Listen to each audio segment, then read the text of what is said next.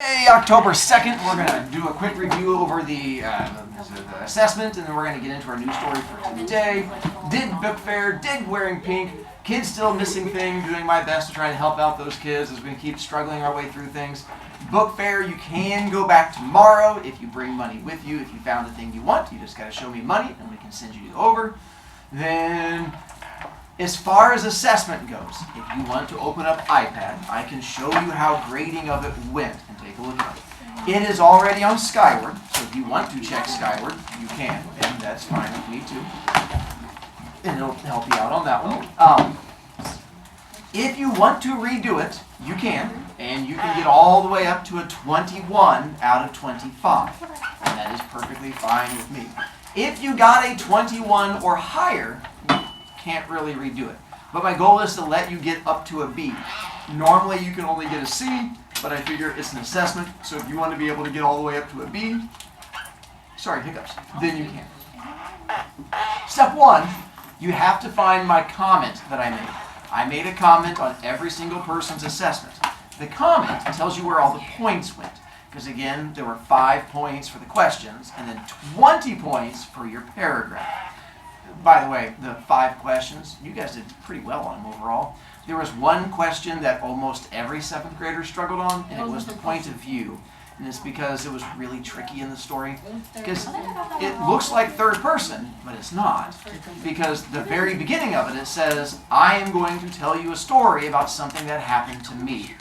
And then he goes in and tells the story. Oh, I got that one right. So then that would be first person. Yeah, but most kids don't. You really told us the answer. I know, but most kids still don't pay attention. I want me to tell you. So that's where it was the first person as opposed to the third person. Yeah, that's what you're doing right now. That's the whole idea. Going through it then, you're going to have to look at my little grady thing. You could get up to 20 points. The 20 points were connected to the rubric, which was right there on question number 6. 4 points for your topic sentence, 6 points for how you connected the character to yourself, 6 points for how you would act in that situation, 4 points for wrapping the whole thing together. 4, 6, 6, 4, total of 20. Problem is, I had a number of kids who would just leave off one of these big sections. That cost you 6 points, which would drop you automatically to like a C minus D plus, because I can't grade a thing you didn't do. But here's where you can fix it by redoing it if you want to. So, here's how I went through and graded it. So if you want to fix it, I will try to help you out.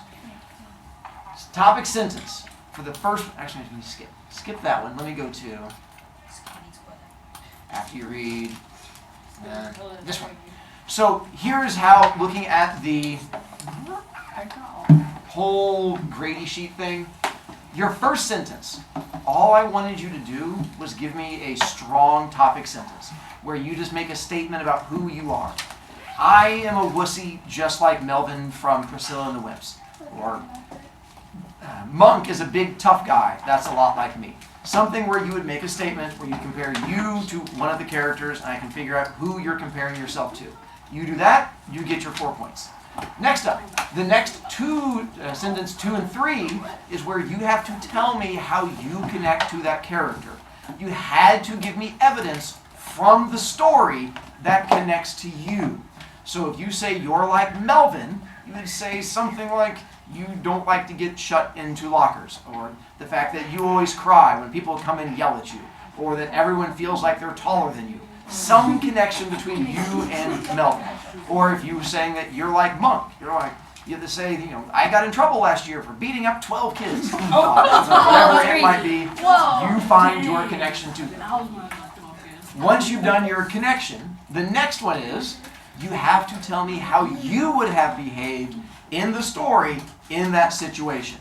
So you would go through and say, well, if I was Melvin in that situation, I would never have gotten beat up because I listened to my English teacher and I learned how to throat punch somebody. So when he comes at me, I would jump up and go, hit right in the trachea. And when he fell to the ground going, hack, hack, hack, I would run from the cobras. There's what I'm looking for. Or if you were, saying, I'm like Monk, but in that situation, I wouldn't let no girl beat me up. I would punch her in the face, right? Whatever you're going to go with, and you would tell me how you would change things in there. Finally, you had to give me your conclusion where you restate the stuff. I'm like Melvin, who's a wussy and cries all the time, but for me, I would punch him in the throat and run away giggling. So something where you wrap the whole thing up. That's what I was looking for. Give me a good intro, tell me how you are like them, tell me what you would do differently, give me a conclusion. If you want to redo it, you have until Friday. You do not have to email me. I will automatically regrade all the ones that get turned in on Friday. And you can get all the way up to a 21, which is going to be a B. But that's up to you. If you're happy with your grade, that's fine with me. If you don't want to redo it, that's fine with me. Rivera?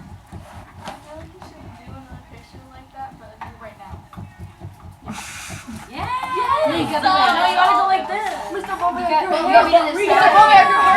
I'm taking that hair. Can you read my score? How do I It actually I don't know.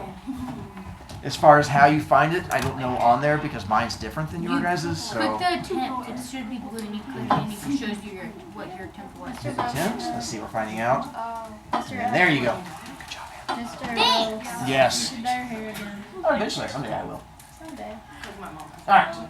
Then, Annabelle.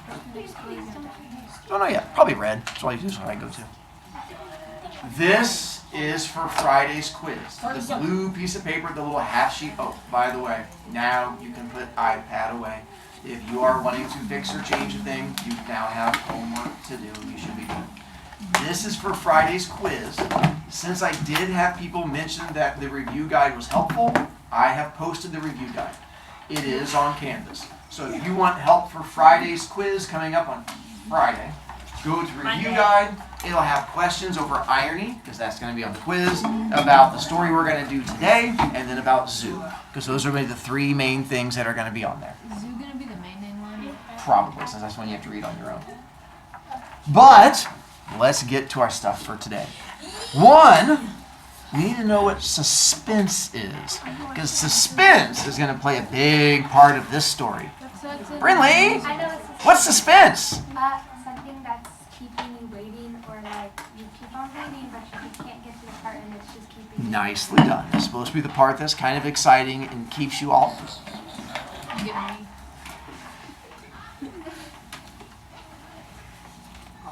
See how that was building suspense? You had no idea why I was suddenly looking in that direction. It makes you get all worried. That's suspense. When you're like, what's going on? That helped build suspense. I was trying to help you learn. You're welcome. And by the way, of the mountain, what part of the mountain does suspense come in? Rising action. I do like how Sophia yelled climax and got like 7 other kids to follow along with her. And then all of a sudden I could watch the brain process and go, no. And you're correct. It should be rising action. Climax, we should be done with the suspense, because that's where all you're like, oh, my sigma! And you have that moment of being excited. But it's the rising action where you get all into it. Today, and what's the flat part at the beginning of the mountain? Boring. So we're going to get through the exposition, and we're going to get into the rising action today, but not get all the way into the really fun stuff. But, also, I have a whole bunch of Brovy art for you to go along with the story. And I also have a show and tell item that goes along with the story. And we'll see how things go from there. And I have one kid I may have to yell at who still has things besides a blue piece of paper on their desk. And we would never want to have to attack a kid, because that would be silly. I know. I like the fact that I said one kid and I had 12 kids all start moving stuff off their desk. That was the bestest. So for here, as we started, I'm going to have you figure out, we have like 2 main characters. The setting is what I'll be interested to see if you can figure out the where it's taking place, and then the when. Hi, Jaden. Yeah, after school. Not while I'm reading. Silly Jaden. Man from the South. It was getting on toward 6 o'clock, so I thought I'd buy myself a Coke and go out and sit in a deck chair by the swimming pool and have a little evening sun. I went to the bar and got the Coke and carried it outside and wandered down the garden toward the pool. It was a fine garden with lawns and beds of azaleas and tall coconut palms, and the wind was blowing strongly through the tops of the palm trees, making the leaves hiss and crackle as though they were on fire. I could see the clusters of big brown coconuts hanging down underneath the leaves. A couple quick things for you. One, did you already figure out the point of view? Yeah. First person. Nicely done. Now, I did not know what azaleas were. You guys know? Yeah, I had to look them up. My They're, mommy loves them. looks like apparently her mommy loves them, and that's what azaleas are there. And then also, apparently some kids didn't realize coconuts come from palm trees. So that's where coconuts come from, is palm trees. And that apparently seems to sort of surprise people. Pineapples actually grow on the ground. They don't come from up in the trees. Pineapples grow on ground.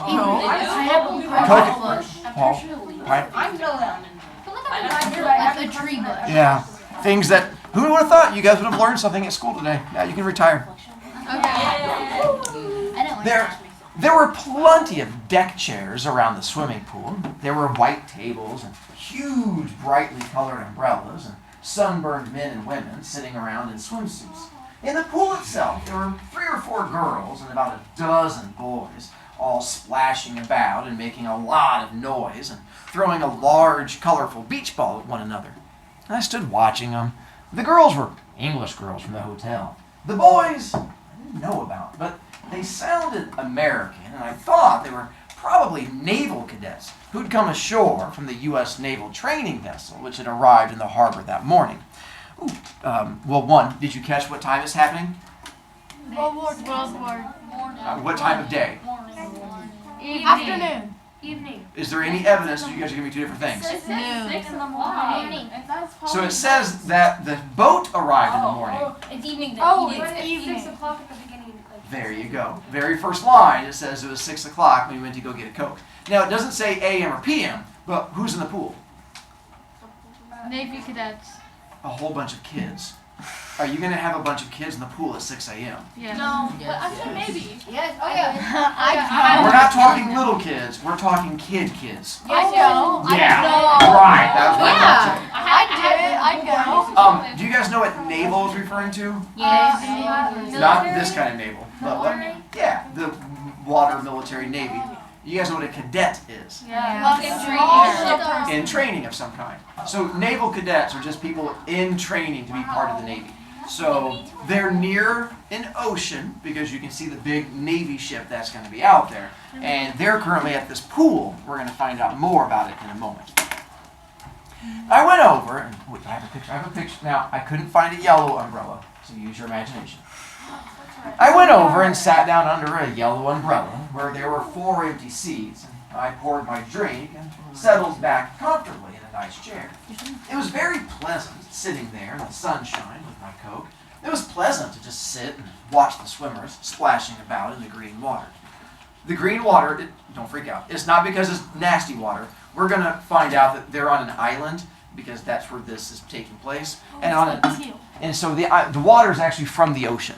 And so that's why it's green, is because they don't have a lot of access to fresh water, so it's just easier to put ocean water in there. And apparently ocean water is green. I don't know. So at least they're ocean, yeah, probably something like that. So I didn't want you to freak out and think they're like dirty water they're going to come out and die from. It's just ocean water. The American sailors were getting on nicely with the English girls. They'd reached the stage where they were diving under the water and tipping them up by their legs. And then I noticed a small, oldish man walking briskly around the edge of the pool. He was immaculately dressed in a white suit, and he walked very quickly with little bouncing strides, pushing himself high up onto his toes with each step. He had a large, creamy Panama hat, and he came bouncing along the side of the pool, looking at the people in the chairs. That's the best I could figure out for a guy in a white suit. He stopped beside me and smiled, showing 2 rows of very small, uneven teeth, slightly tarnished, meaning they're kind of janky looking. I smiled back. "Excuse, please, but may I sit here?" "Certainly. Go ahead." He bobbed around to the back of the chair and inspected it for safety, then sat down and crossed his legs. His white buckskin shoes had little holes punched all over them for ventilation. So, real quick, they talked about his hat. Panama hat, think something like that. And when he talked about his shoes, if you look at your tennis shoes, they should have little holes in the toe. That allows your toes to breathe so you don't get what's called swamp foot. Because if you wear these, which are like these leather shoes out in the sun, there's no way for your toes to breathe, and your toes start to sweat. It becomes like swamp toe down there. So he has taken like a knife and stabbed holes all throughout his shoes, so that way he doesn't get swamp toes. So that's what he's talking about. Is it weird? Yes. Is it the weirdest thing in the story? No. No. A fine evening. They are all evenings fine here in Jamaica. I couldn't tell if the accent were Italian or Spanish, but I felt fairly sure he was some sort of a South American. And old, too, when you saw him close. Probably around 68 or 70. Real quick, where's it taking place? Jamaica. If you don't know where that is, Jamaica's down here, Florida, down south, Cuba, and then you're going to have Jamaica. So that's what we're talking about. Yeah, I said, it's wonderful here, isn't it? And who, might I ask, are all these? These are no hotel people. He was pointing at the bathers in the pool. Huh, I think they're American sailors. They're Americans who are learning to be sailors. Of course they are Americans. Who else in the world is going to make as much noise as that? You are not American, no? No, I'm not. Suddenly, one of the American cadets was standing in front of us. He was dripping wet from the pool, and one of the English girls was standing there with him. Are these chairs taken? No. Mind if I sit down? Go ahead. Thanks. He had a towel in his hand, and when he sat down, he unrolled it and produced a pack of cigarettes and a lighter. He offered the cigarettes to the girl. She refused. Then he offered them to me. I took one. The little man said, "Thank you, no, but I think I have a cigar." He pulled out a crocodile case and got himself a cigar. No, you're still out there till the end of class. Oh, That's a good okay. try. Then he produced a knife, which had a small scissors in it, and he snipped the end off the cigar. Real quick, I know you guys are used to vaping on the weekends, but at one time, before you guys were big into vaping, kids used to have to smoke cigarettes, which is like a vape that you throw away at the end. So this is what this kid walks up and he has like a pack of cigarettes that he's offering. The old guy doesn't smoke cigarettes. What does he smoke? Cigars. Again, probably not smoking your cigars on the weekend. But this is cigar they're talking about, and he's going to talk about a little crocodile case. A crocodile case just means like a little protective case made out of crocodile skin. Like after you kill the skin, alligator, you pull off the skin and you wrap it. So that's what they're talking about. Annabelle? When it says it needs the one with blonde hair. One more time. Like when it says like asked me if I wanted one. That'd be the main guy talking. Okay. We don't know his name at the moment. He's just Which one is that? old one? not the old guy. Well, we don't know this. Whoever it starts off with, it was getting on towards 6 o'clock, so I thought I'd buy myself a Coke. The guy telling the story. So like narrator person. Daniel, So can I get my kids sit? get your what? My kids sit? Oh yeah, that's fine. Go for it. What's that? Here, let me give you a light. The American boy held up his lighter. That would not work in this wind. Sure to work, and it always works. The little man removed his unlighted cigar from his mouth, cocked his head on one side, and looked at the boy. Always, he said softly. Sure, it never fails. Well, not with me anyway. The little man's head was still cocked over on one side, and he was still watching the boy. Well, so you say this famous lighter, it never fails. Is that you say? Sure, that's right. He was about 19 or 20 with a long freckled face and rather sharp bird-like nose. His chest, at the end of class, his chest was not very sunburned, and there were freckles there too, and a few wisps of pale reddish hair. He was holding the lighter in his right hand, ready to flip the wheel. It never fails, he said, smiling now because he was purposely exaggerating his little boast. I promise you, this lighter never fails. So this lighter he's talking about, one of my last times when he stopped me for a bit, he is talking about a little bit of a fancier lighter. Wow. So if it's one that's by a brand called Zippo, and so it's going to play a small role in the story coming up. And with this little lighter thing that he's talking about from there, it's not like the ones you buy from the gas station that you would use for like lighting your cigarettes, or like on the 4th of July. This one was a bit fancier of a lighter. I keep it in my closet. I had to fill it up this morning, and you have to take your own lighter fluid, and it has like a little thing you pull up, and you squirt lighter fluid in it, and it fills up this little bottom area with lighter fluid, and then you put it into here. And one of the reasons why it was supposed to be all fancy was that once it lights, it doesn't go out easily. It's like you're supposed to be able to have to be able to use it in the wind, even so much where you can go, and it keeps working. The way to put it out is you have to close the little lid, and that's how you would put it out. And so they advertise as being like this big fancy lighter, and that's what the kid has. So he's bragging, hey, my fancy lighter lights all the time. So that's what he's telling the guy. And that's where our fun begins. So embarrassing. That's right. One moment, please. The hand that held the cigar came up high, palm outward, as though it were stopping traffic. Now, just one moment. He had a curiously soft, toneless voice, and he kept looking at the boy all the time. Shall we not perhaps make a little bet on that? He smiled at the boy. Shall we not make a little bet on whether your lighter lights? Yeah, sure, I'll bet. Why not? You like to bet? Sure, I'll always bet. The man paused, examined his cigar, and I must say, I didn't much like the way he was behaving. It seemed he was already trying to make something out of this, to embarrass the boy. At the same time, I had the feeling he was relishing a private little secret all his own. He looked up again at the boy and said slowly, I like to bet too. Why we don't have a good bet on this thing? A good big bet. Now, okay, wait a minute, the boy said. I can't do that, but I'll bet you $1 or whatever it is over here, some shillings, I guess. The little man waved his hand again. Listen to me. Now we have some fun. We make a bet. Then we go up to my room here in the hotel where is no wind, and I bet you cannot light this famous lighter of yours 10 times in a row without missing once. Running just means in a row. Yeah, I'll bet I can. All right, good. We make a bet, yes?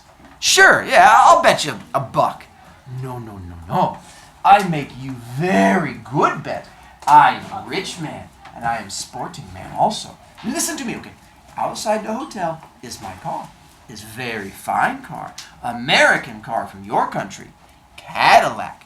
Now, this story is taking place like 50 years ago. So when he's talking about a Cadillac, he's talking about something like that. That's a good car. So they're going to be betting on this lighter and whether he can light it 10 times in a row. Hey, no, wait a minute. The boy leaned back in his deck chair. He laughed. I can't put up that kind of property, man. That's crazy. No, not crazy at all. You strike lighter successfully 10 times in a row. Cadillac is yours. You'd like to have this Cadillac, yes? Yeah, I'd like to have a Cadillac. All right, fine. We make a bet. I put up my Cadillac.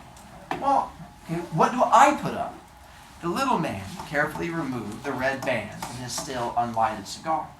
I never ask you, my friend, to bet something you cannot afford. You understand? Well, then what do I bet? No, I make it very easy for you, yes? Okay, you make it easy. Some small thing you can afford to give away. And if you did happen to lose it, you'd not feel too bad, right? Such as what? Such as perhaps the little finger of your left hand. What? The boy stopped grinning. Yes, why not? You win, you take the car. You lose, I take the finger. Okay, I don't get it. How do you mean you take the finger? Oh, I chop it off. Jumping jeepers, that's a crazy bet. Nah, I think I'll just make it $1. What was that word I taught you right before we started reading? And this is where we stop. What? Jumping jeepers is crazy. Can you read on? I can't. Oh, by the way, in case you're a kid that reads on, I didn't give you the next page because I was afraid some of you guys would be tempted. I know, there's a backside, but there's one more page where we get to find out what happens. I didn't give you that one because I was afraid the suspense would be too much for you. What the heck is